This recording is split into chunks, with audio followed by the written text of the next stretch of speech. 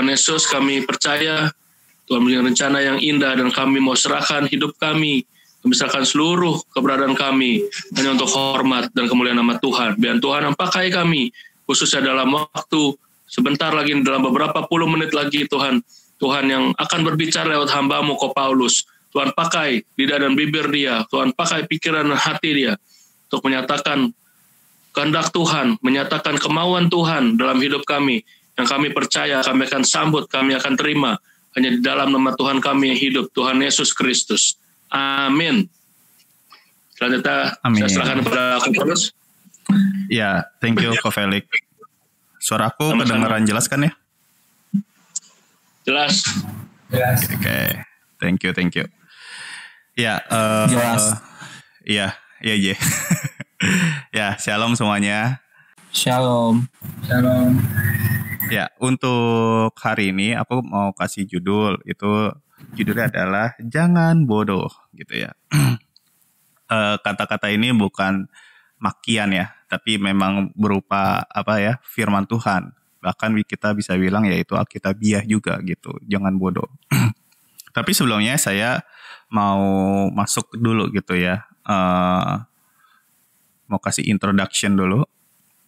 Kalian perlu tahu bahwa gini, firman Tuhan itu kaya akan pengetahuan dan hikmat. Oke. Firman Tuhan itu kaya akan pengetahuan dan juga hikmat. Nah makanya di Mazmur 1 ayat 2 itu dikatakan renungkanlah Taurat itu siang dan malam gitu. Nah aku minta tolong deh Mazmur 1 ayat 2 ini tolong dibacain dong Alfian Devano. Hadir. Tunggu sebentar. Apa Mazmur 1 ayat 9? Mazmur 1 ayat 2. 1 ayat 2. Kalau saya tahu. Oke. Mazmur 1 ayat 2.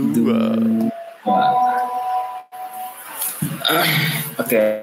Yang merenungkan Taurat itu siang dan malam. Oke, Taurat yang dimaksud itu apa sih, Evian? Firman. Ya.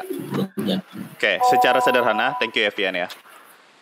Secara sederhana artinya Taurat itu adalah ya firman Tuhan gitu. Nah, jadi makanya kata-kata renungkanlah Taurat itu siang dan malam, itu tuh maksudnya kita harus merenungkannya gitu. Maksudku gini loh, firman Tuhan tuh nggak ngomong kita baca yuk gitu ya. Nggak sekedar gitu doang, tapi renungkan. Karena kalau orang renungin, udah pasti dia baca dong. Nah, tapi kalau dia hanya sekedar membaca, belum tentu merenungkan gitu. Artinya waktu kita merenungkan, kita tuh mengambil waktu untuk memahami firman Tuhan tersebut gitu. Mungkin kita nanya orang yang lebih mengerti, atau kita coba berdoa kepada Tuhan, minta hikmat supaya kita paham apa maksud dari firman Tuhan tersebut gitu. Nah, makanya di Mazmur 1 ayat 2 ini dikatakan renungkanlah Taurat itu siang dan malam. Jadi perintahnya bukan baca ya, renungkan gitu. Nah, tentu kalau kita mau merenungkan ya kita akan paham gitu. Kita akan ngerti bahwa ternyata firman Tuhan itu tuh kaya akan pengetahuan, kaya juga akan hikmat dari Tuhan. Bahkan ya di saat kita merenungkan satu ayat saja, itu bisa jadi dalam dua pendeta yang berbeda, bisa jadi mereka mengajar dua hal yang berbeda gitu. Hanya padahal dia memakai satu ayat yang sama gitu. Nah kenapa? Karena kalau dari sudut pandang yang kiri dan sudut pandang yang kanan, ya seperti koin yang memiliki dua muka gitu kan ya. Jadi artinya dari sudut pandang dari manapun itu juga bisa dijadikan pelajaran hidup. Nah itu aku mau kasih tahu kalian terlebih dahulu tentang hal tersebut supaya kita tuh paham gitu ya. Sometimes kalau kita baca firman Tuhan gitu ya, terus kita dapat sesuatu yang baru, itu suatu hal yang menyenangkan sebenarnya. Itu hikmat dari Tuhan. Nah makanya dalam satu ayat bisa 2 atau 3 atau bahkan mungkin lebih tentang pelajaran hidup yang kita bisa aplikasikan ke dalam kehidupan sehari-hari gitu. Nah makanya tadi pertama aku ngomongin tentang bahwa firman Tuhan itu ya kaya akan pengetahuan, kaya juga akan hikmat gitu ya. Nah, hari ini kita mau merenungkan 3 ayat yang biasanya kalau gue pakai ayat ini ya cenderung lagi ngomongin tentang waktu. Oke? tentang bagaimana kita memanfaatkan waktu. Bahkan aku udah ada beberapa khotbah yang memakai ayat yang serupa ini, tapi ujung-ujungnya ngomongin tentang waktu. Tapi hari ini aku pengen kita tuh ngelihat dari sudut pandang yang ya sedikit beda lah gitu ya. Sudut pandang yang lain gitu ya. Kita tetap ngomongin waktu tentunya, tapi kita mau lihat dari sisi yang lain juga. Oke, yuk kita buka dulu dalam Efesus 5 ayat 15 sampai yang ke-17. Efesus 5 ayat 15 sampai 17. Ayat 15-nya aku minta tolong Adi, lalu ayat 16-nya minta tolong Darren, ayat 17-nya minta tolong Michelle. Oke? Dimulai dari Adi dulu. Adi, Darren, lalu Michelle. 15. Bentar kok, ulang kok ayat tadi. Efesus 5 ayat 15 sampai ke 17. Bentar ya kok. Oke. Ayat berapa? Ayat 15 sampai 17. Oke, makasih. Saya 15 doang kan ya? Betul. Efesus 5 ayat 17. Efesus 5 ayat 15. Ya. Karena itu perhatikanlah dengan sesama bagaimana kamu hidup, janganlah seperti orang bebal tetapi seperti orang arif. Ayat ke-16, dan pergunakanlah waktu yang ada karena hari-hari ini adalah jahat. Ayat 17, sebab itu janganlah kamu bodoh, tetapi usahakanlah supaya kamu mengerti kehendak Tuhan. Oke, terima kasih. Nah, sekarang Adi, Darren, dan siapa? Oh, Michelle ya, sorry. Dari ayat 15, Adi dapat apa? Dari ayat 16, Darren dapat apa? Dari ayat 17, Michelle dapat apa? Maksudnya pelajaran hidupnya. Kalau dari ayat 15 yang aku dapat itu tuh dalam hidup itu kita harus memperhatikan segala hal kecil. Misalkan orang memberitahu kita sesuatu juga kita harus mempertimbangkannya, jangan kita ngotot dengan keegoisan kita gitu. Menurut aku sih gitu. Oke, thank you, Di. Oke, next, Darren. Dari ayat 16 ya aku belajar kita harus selalu menggunakan waktu yang telah diberi Tuhan dengan baik, karena kalau enggak bakal terjadi sesuatu yang mungkin tidak diinginkan karena hari-hari ini adalah jahat. Oke, thank you. Darren, menurut kamu gimana sih cara mempergunakan waktu itu dengan baik?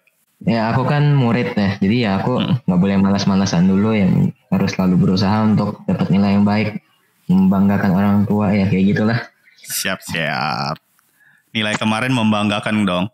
Ya lumayan. Oke. Next, ya Michelle. Kalau dari ayat 17 ini bisa kayak misalnya kan sekarang lagi corona, dan itu banyak orang yang nggak mau kan. Tetapi di situasi kayak gini pasti Tuhan udah menghendaki situasi kayak gini. Jadi kita mencoba mengerti pasti ada maksud apa ya dari situasi seperti ini. Pasti ada maksud dari Tuhan untuk ke depannya. Oke, thank you. Ya, jadi tentu kalau dari kita lihat ayat 15, 16, 17 itu sebenarnya jelas ya. Maksudku pelajaran hidupnya itu tuh jelas gitu. Kalau aku sendiri pribadi memang lebih fokusnya beberapa khotbah itu fokusnya ke arah waktu gitu ya. Tapi mari kita lihat satu persatu aja ya. Seperti yang tadi udah ditelaah juga oleh Adi, Michelle, dan Darren. Nah, kalau kita mau ngomongin do dan don't, apa yang harus kita lakukan, apa yang tidak boleh kita lakukan, maka kita dapetin 3 hal paling enggak ya. Dari ayat 15, 16, dan 17 ini. Apa sih yang kita bisa do-nya apa gitu ya? Apa sih yang harus kita lakukan gitu ya? Do-nya adalah ya jadi orang bijaksana. Karena kan di situ katakan perhatikanlah dengan seksama bagaimana kamu hidup. Jangan kayak orang bebal, tapi seperti orang arif. Arif di situ maksudnya adalah bijaksana. Mungkin di dalam terjemahan bahasa Inggrisnya lebih jelas di situ adalah wise gitu ya. Jadi bijaksana gitu kan ya maksudnya. Nah, gimana cara untuk menjadi bijaksana di situ? Ya kamu harus perhatikan gimana kamu hidup gitu. Nanti aku akan lebih jelasin lagi. Oke, lalu yang kedua, ayat 15 tuh tadi ngomongin tentang waktu. Kan di ayat itu dibilang, pergunakanlah waktu yang ada. Karena hari-hari ini adalah jahat. Seorang hamba Tuhan, dan saya juga setuju juga sih, pernah mengatakan gini, kenapa disebut hari-hari itu jahat? Coba deh aku mau brainstorming dulu. Kenapa dikatakan hari-hari ini adalah jahat? Yang aku tunjuk tolong jawab ya. Nicholas Herawan. Niko kan tuh ya? Hadir. Ya. Duh, suaranya bagus tuh. Pakai mic ya. Aduh. Kalau misalkan menurut pandangan aku, semakin lama semakin mendekat ke hari Tuhan datang yang dimana kita nggak tahu itu kapan. Kayak banyak aja gitu cobaan-cobaannya. Lebih mengarah yang menjerumuskan kita ke hal-hal yang kurang baik gitu. Oke, thank you. Yang lain mungkin dari ada sudut pandang yang berbeda. Itu benar, nggak ada yang salah tentunya. Setiap pendapat tentu memiliki cirinya masing-masing. Michael Pan. Kalau menurut aku sih kan hari itu jahat ya. Kenapa? Karena kan semakin setiap hari kita nggak tahu apa yang bakal terjadi ya. Jadi kalau seandainya salah langkah sekalipun mesti kita bakal terjerumus gitu. Oke, thank you. Ya, pada dasarnya kita bisa bisa menerjemahkan di dalam kehidupan kita sehari-hari ya lewat perenungan kalian masing-masing gitu ya. Nah, kenapa sih aku sering menanyakan hal-hal ini dulu? Ayat ini maksudnya apa gitu ya, supaya kita nggak cuma baca doang gitu. Karena kalau kalian cuma baca doang, ujung-ujungnya ya udah lu baca tapi lu nggak ngerti apa yang lu baca gitu. Tapi kalau kita berusaha merenungkan, maka kita akan coba berpikir gitu ya. Ini maksudnya apa ya kira-kira gitu. Nah, kalau dalam kasus ini tentang hari-hari ini adalah jahat, ya seperti aku bilang tadi ya kita bisa terjemahkan ke apapun juga, tafsirkan kemanapun juga, tapi tentu jangan keluar dari konteksnya, yaitu tentang waktu ya. Nah, maka kita juga bisa ngeliat dari sisi yang lain yaitu hari-hari ini adalah jahat gitu. Nah, maksudnya keadaan yang sekarang ini, orang-orang yang mulai menggila gitu ya, banyak melakukan kejahatan gitu. Dan itu ternyata dari dulu sampai sekarang ya juga banyak yang terjadi gitu ya. Lalu kemudian hari-hari ini adalah jahat, itu juga bisa diterjemahkan seperti ini. Suka nggak suka, waktu pasti akan berjalan. Oke? Suka nggak suka, waktu pasti akan berjalan. Kamu mau kayaknya kayak Bill Gates misalkan gitu ya. Kalau kita sekaya Bill Gates sekalipun, kalau kita nggak bisa memberhentikan waktu, kecuali kalau salah satu dari kalian yang memang udah membuat mesin waktu gitu ya.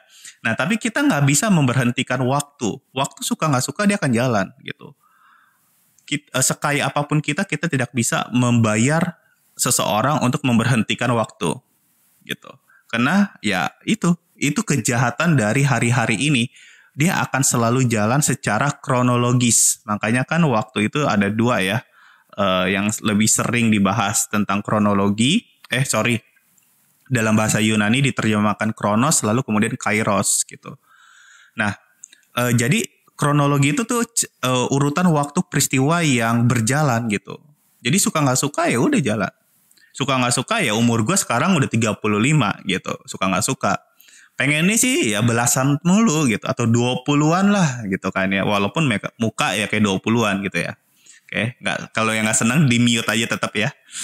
Nah, di sini kita bisa belajar juga gitu ya, bahwa ya hari-hari ini itu benar-benar jahat gitu. Makanya kita mesti bijaksana dengan waktu yang Tuhan udah kasih kepada kita sebenarnya itu. Nah, jadi do-nya adalah yang pertama tadi, menjadi orang bijaksana dengan cara memperhatikan hidup kita. Yang kedua adalah menggunakan waktu atau memanfaatkan waktu dengan baik, dengan bijaksana tentunya.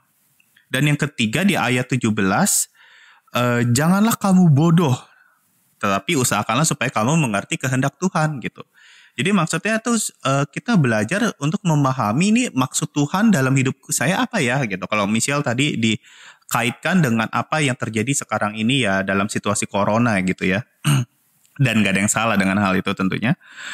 Kita mesti memahami nih, Tuhan mengizinkan hal ini terjadi dalam hidup kita. Ini kenapa nih gitu? Tuhan kan tahu dong hal ini, pasti Tuhan tahu dong kan, Tuhan Maha tahu gitu. Tapi kenapa gitu? Kenapa hal ini harus terjadi? Dan tentu kita perlu memahami kehendak Tuhan. Nah, itu dunia, itu yang harusnya kita lakukan, ketiga hal itu aja gitu, oke? Tetapi kalau kalian baca dengan teliti ayat 15, 16 dan 17 hanya satu kata don't sih. Ya. Janganlah seperti orang bebal. Kalau di ayat 16 nggak begitu dijelaskan ya. Cuma disuruh gunain waktu doang kan. Lalu ayat 17 dikatakan janganlah kamu bodoh. Jadi intinya ya kenapa gue kasih judul khotbah ini adalah jangan bodoh ya karena firman Tuhan berkata gitu.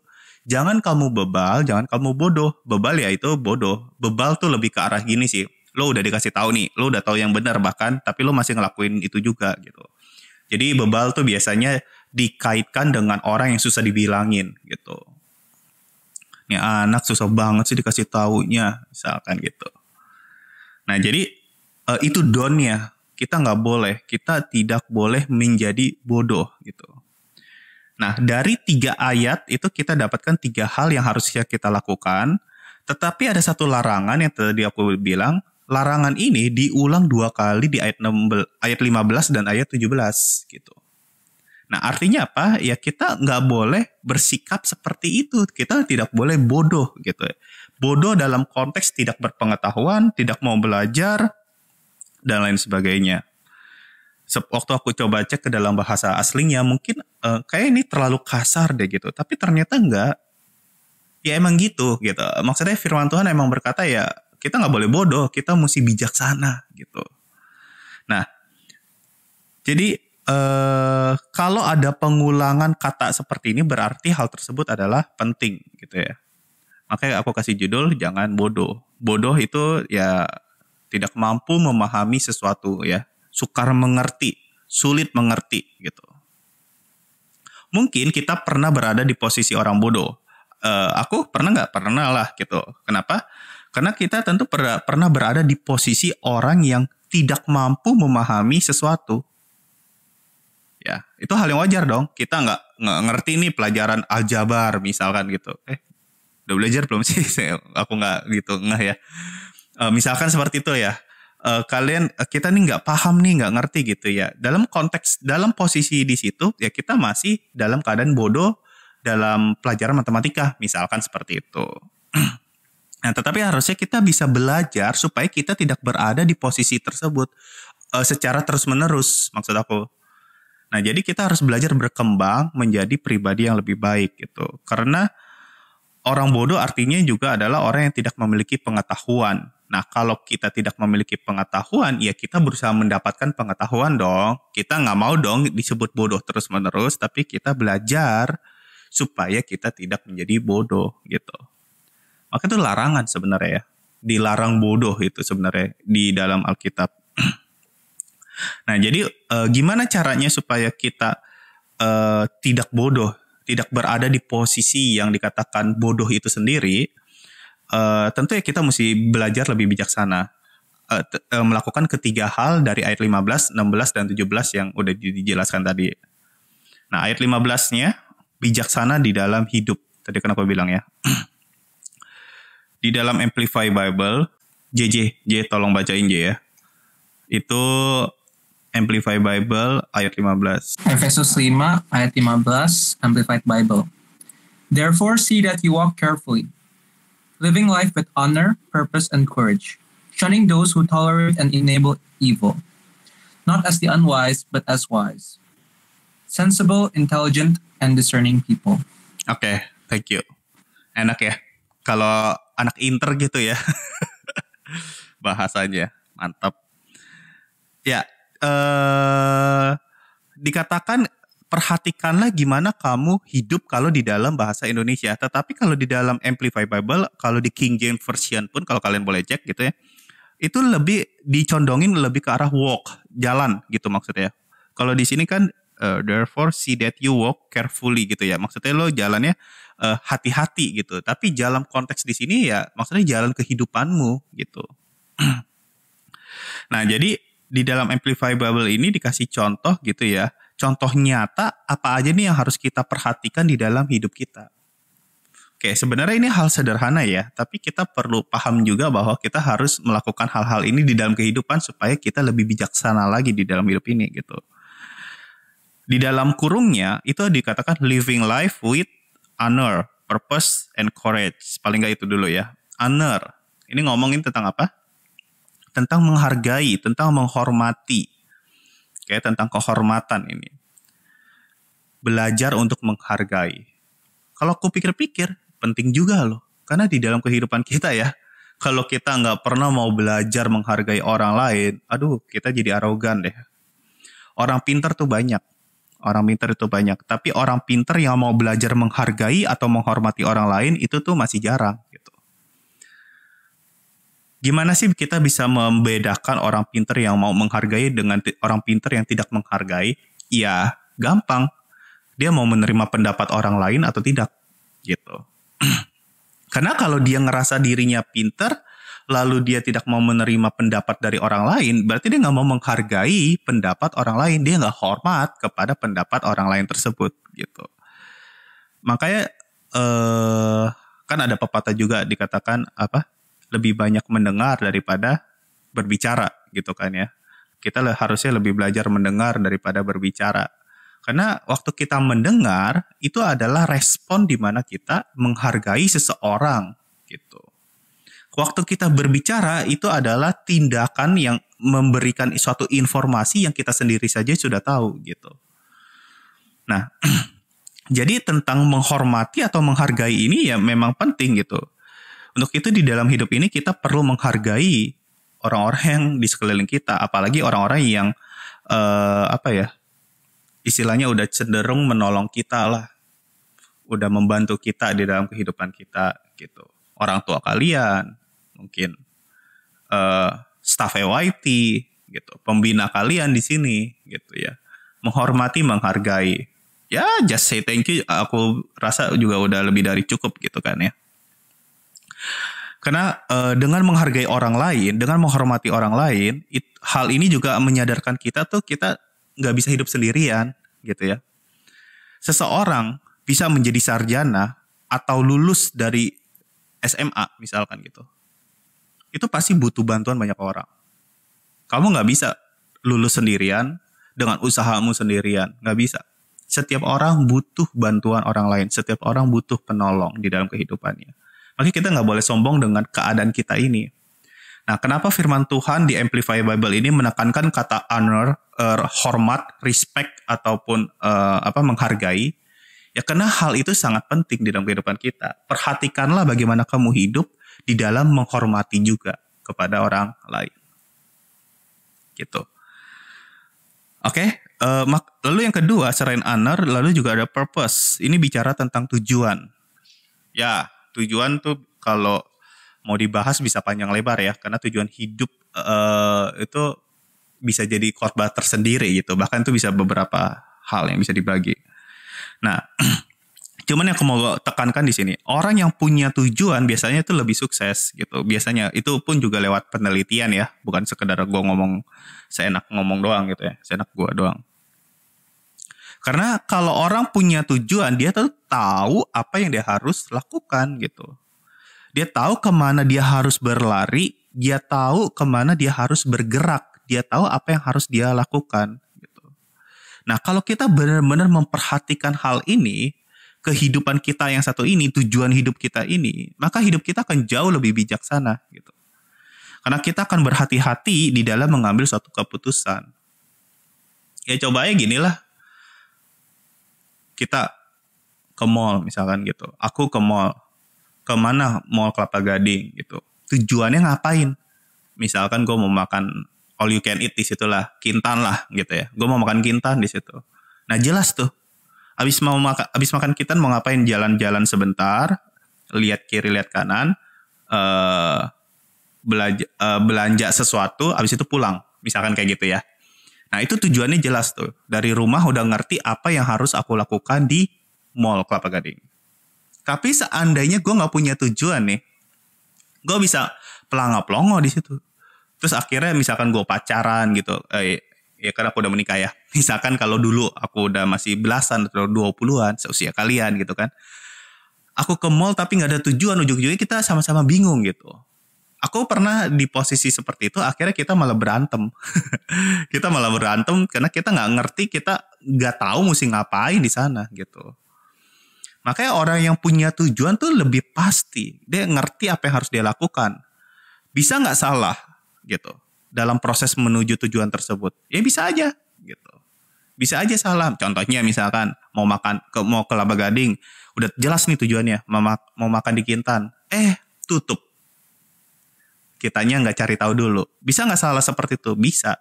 Tapi paling tidak kita udah jelas tujuannya seperti apa. Sehingga kita setelah itu ya paling nggak kan jelas cari makan. Kenapa gue mau makan ke Kintan? Karena gue mau makan gitu kan ya. Karena gue lapar. Berarti kalau Kintannya tutup, gue cari ke tempat yang lain. Kira-kira kayak gitu.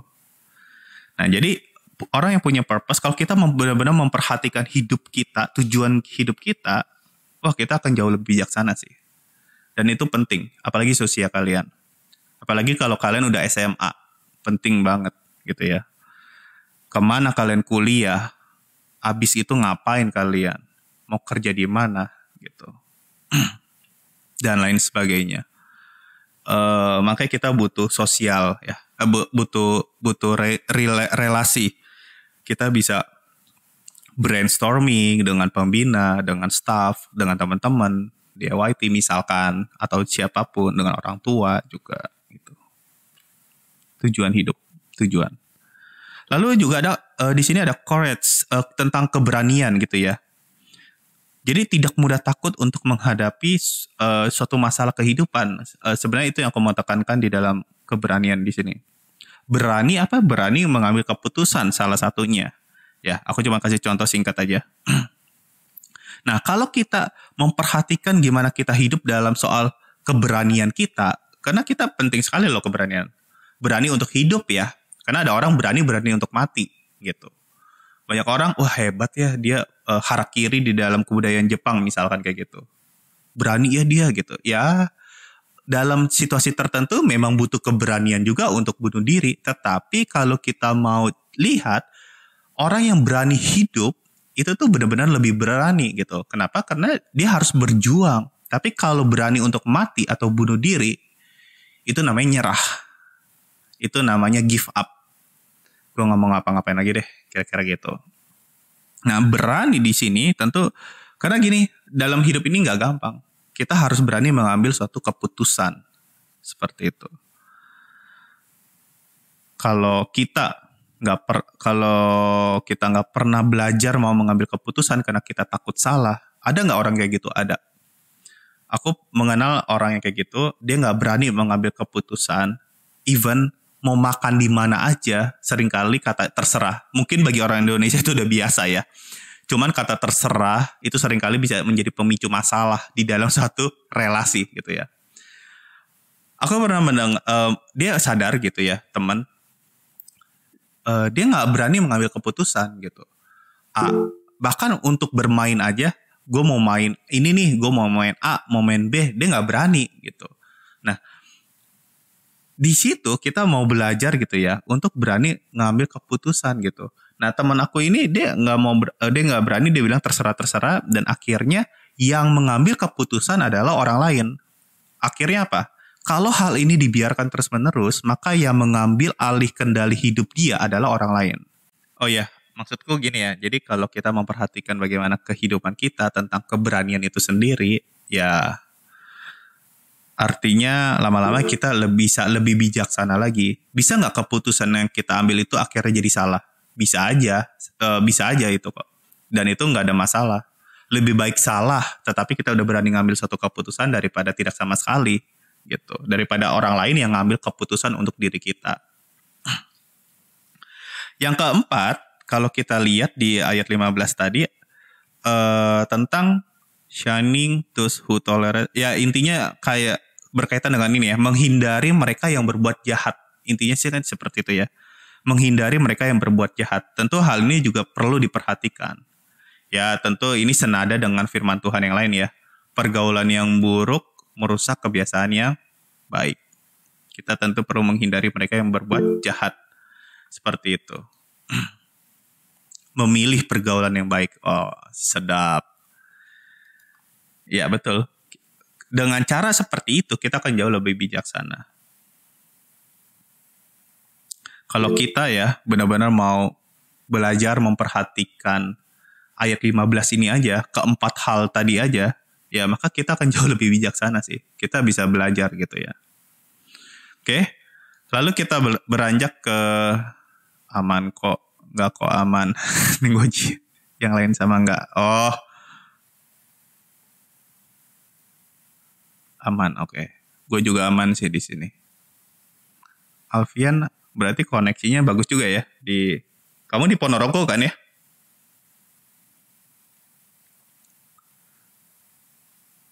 Oh, enggak juga.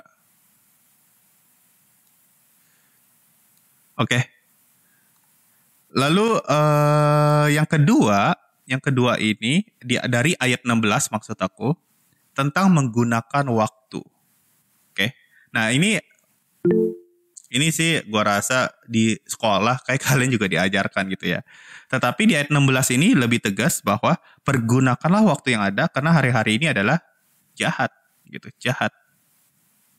Nah, supaya kita tidak bodoh, kita perlu tahu bagaimana cara menggunakan waktu dengan benar gitu.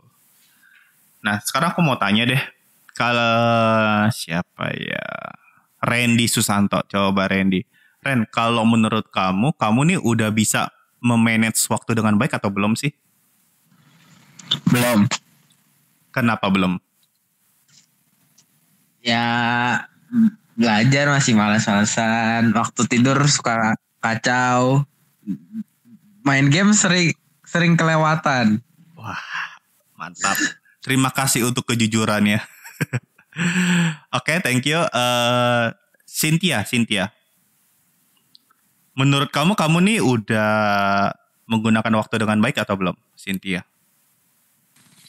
Belum. Kenapa, Sin? Ya, kalau mau tidur juga masih kayak sering main HP gitu, padahal udah waktunya tidur. Oke, thank you untuk kejujurannya juga. Nah, jadi ya siapapun banyak yang bergumul juga sih. Sebenarnya bukan usia remaja doang. Usia orang dewasa pun juga perlu belajar tentang hal ini. Aku juga perlu tentunya gitu ya. Cuman yang biasanya lebih kurang bijaksana dalam menggunakan waktu biasanya ya memang anak muda gitu. Supaya kita tidak bodoh, kita perlu tahu nih gimana cara menggunakan waktu yang ada ini dengan benar. Karena waktu adalah salah satu hal yang berharga di muka bumi ini. Kalian boleh ngomong uang berharga gak? Berharga gitu. Tapi waktu lebih berharga daripada uang. Nah, coba aku mau tanya, setuju gak Willy? Kamu setuju gak kalau waktu itu lebih berharga daripada uang? Setuju sekali. Kenapa? Ya, maksudnya gimana ya? Uang kalau misalnya habis bisa dicari. Kalau waktu udah kelewat gak bisa diulang. Siap, ya. Betul, jadi waktu itu adalah salah satu hal yang berharga karena kita nggak bisa mengulang waktu kecuali lo punya mesin waktu, gitu ya. Nah, jadi kita nggak akan bisa mengulangi hal yang sama kembali, gitu. Banyak nggak penyesalan di dalam diri aku? Aku udah 35 tahun. Banyak gak di kebelakang aku nyesal gitu waktu muda begini-begini? Ya banyak hal gitu. Cuman kita kan hidupnya di masa sekarang. Yang perlu kita perbaiki adalah hal-hal yang sekarang ini. Nah makanya di sini aku mau kita tuh belajar untuk menggunakan waktu benar-benar dengan baik. Coba JJ, Amel deh. Tadi Amel belum ngomong kan ya. Amel minta tolong bacain ini dong ayat 16 tapi dari Amplify Bible ya aku kopas aja. Ini aku udah ada. Efesus 5 ayat 16, making the very most of your time on earth, recognizing and taking advantage of each opportunity and using it with wisdom and diligence because the days are filled with evil. Oke, thank you. Ya jadi benar-benar kita perlu memanfaatkan waktu ini dengan bijaksana gitu. The very most of your time gitu kan on earth.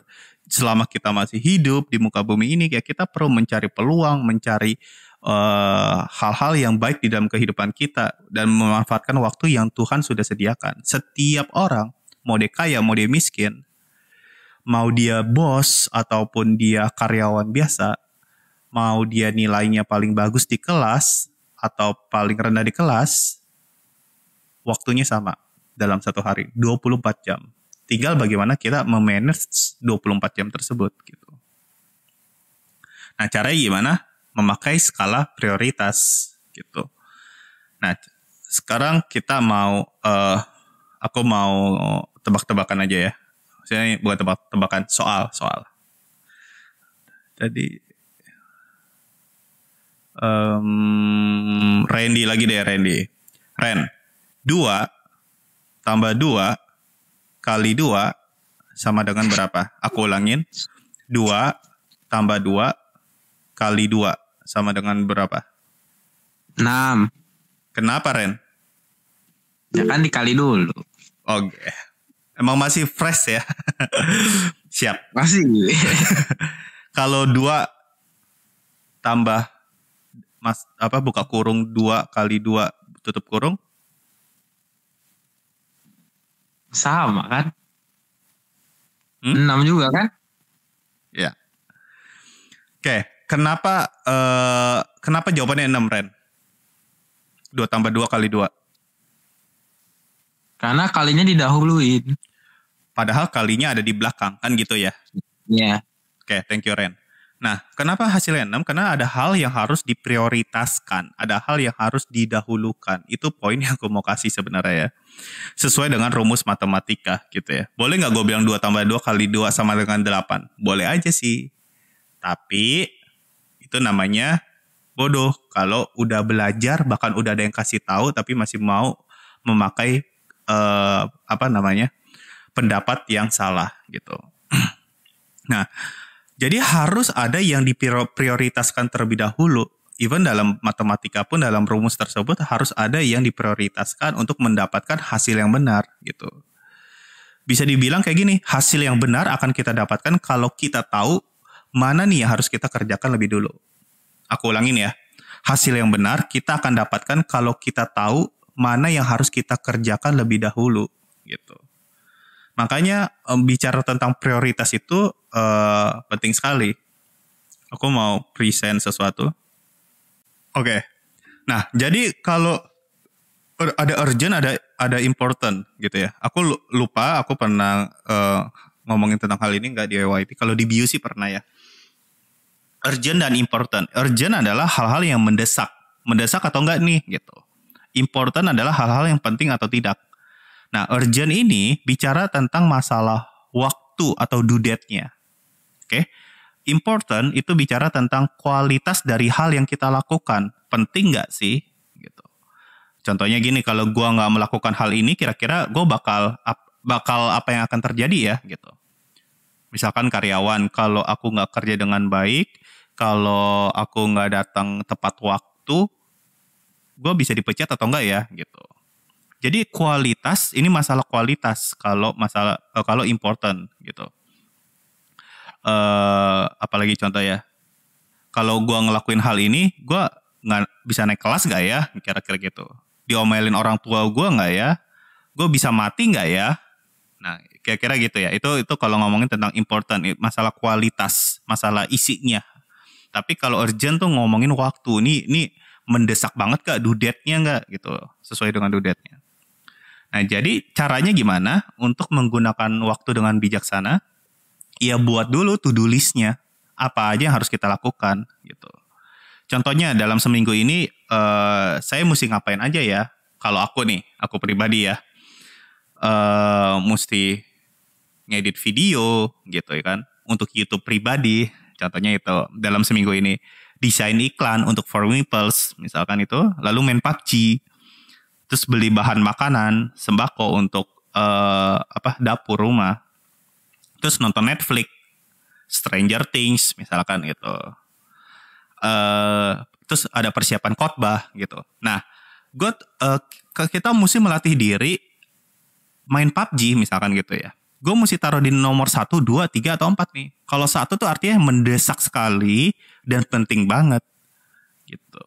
Tinggal kita mikir aja, kan Tuhan kasih kita hikmat gitu kan. Kita mikir, nih main PUBG dari antara semuanya nih, ngedit video, desain iklan, beli bahan makanan, nonton Netflix, persiapan khotbah.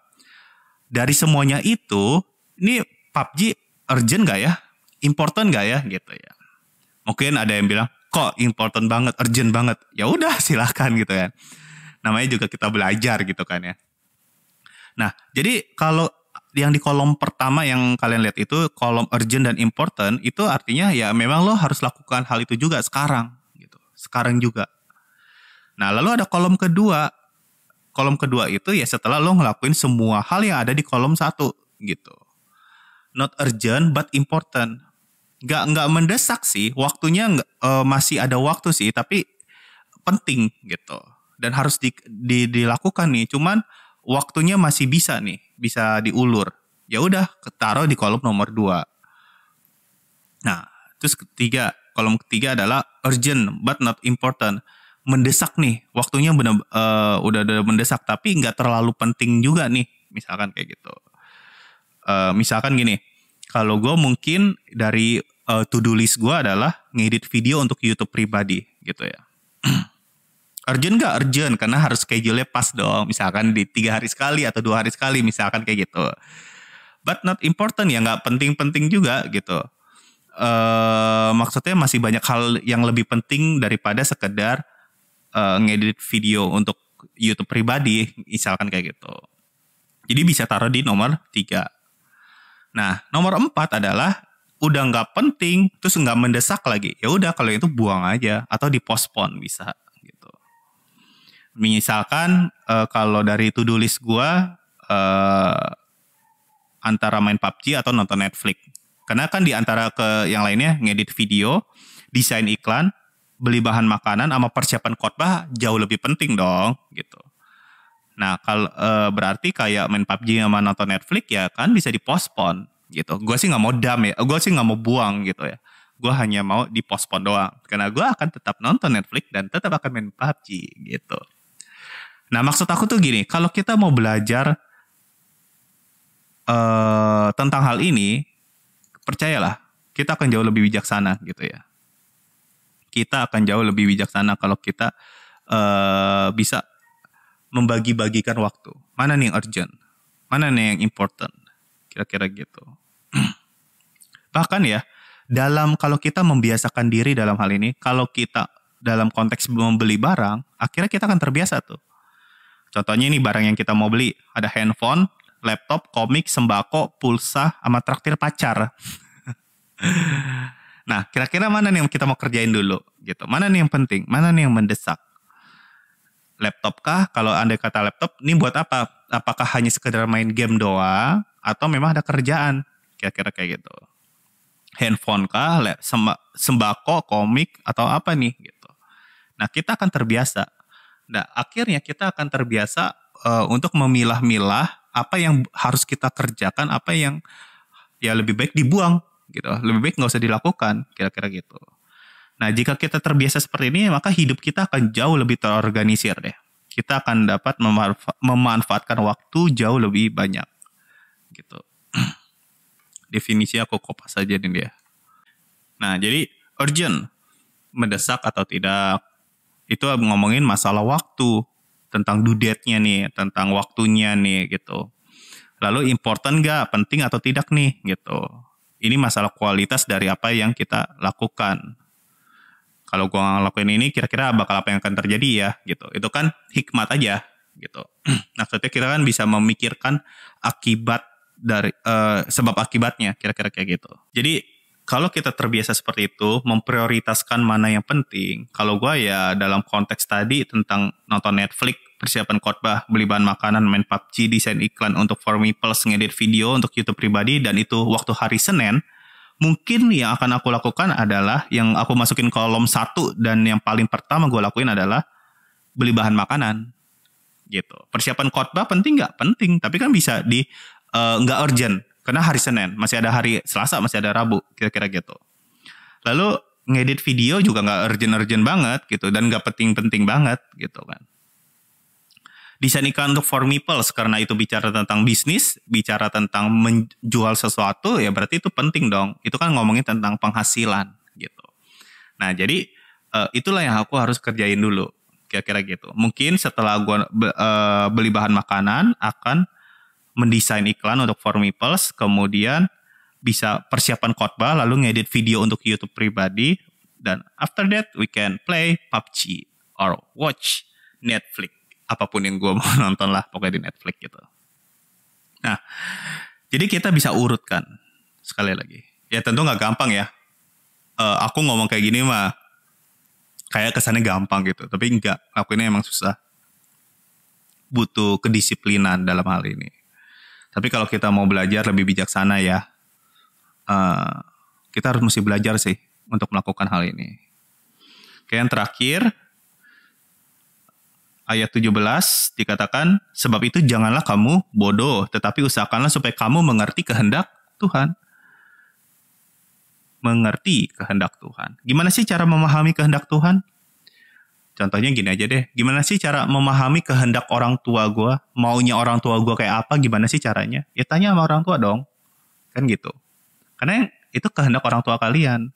Nah terus gimana sih cara mencari tahu kehendak Tuhan? Ya tanya Tuhan.